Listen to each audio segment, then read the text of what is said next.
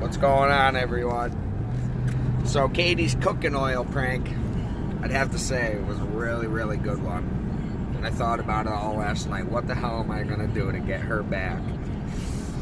Well, when I went down grocery shopping today, I stopped down at Advanced Auto because I thought this bad boy would be a real good idea. Very expensive, but hopefully the reaction's worth it. I'm planning on scaring her, and I'm hoping I'm gonna get her really good. So tune in. Jared? Jared?